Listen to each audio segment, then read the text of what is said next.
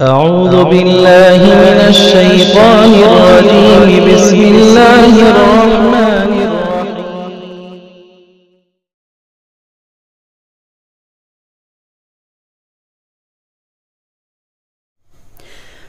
سب سے پہلا سوال بھائی کا یہ ہے کہ عاشورہ کے دن کیا واقعہ پیش آیا؟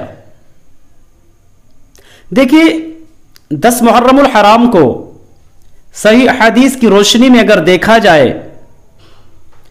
تو نجات قوم موسیٰ کا ذکر ملتا ہے، جو صحیح حدیث سے ثابت ہے کہ 10 محرم الحرام کو اللہ تبارک و تعالیٰ نے موسیٰ اور قوم موسیٰ کو فرعون اور فرعونیوں سے نجات دیا تھا۔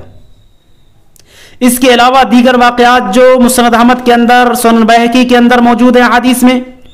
وہ ضعیف اور موضوع روایات ہیں۔ ایک روایت کے اندر ہے جو کہ مسند احمد کی روایت ہے کہ 10 محرم الحرام کو اللہ تبارک و تعالیٰ نے کشتی نوح کو نجات دی تھی، جودی پہاڑ پر جا کر لگی تھی، اس لیے 10 محرم کا روزہ رکھا جاتا ہے۔ ایک روایت کے اندر جو کہ سنن بہقی کے اور دیگر کتب میں موجود ہیں،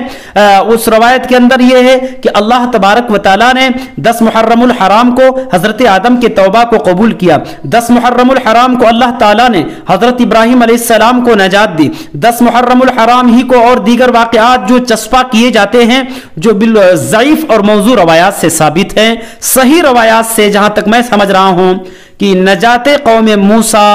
ہی ثابت ہے کہ اللہ تعالیٰ نے 10 محرم الحرام کو قوم موسیٰ کو فرعون اور فرعونیوں سے نجات دیا تھا۔ واللہ اعلم بالصواب۔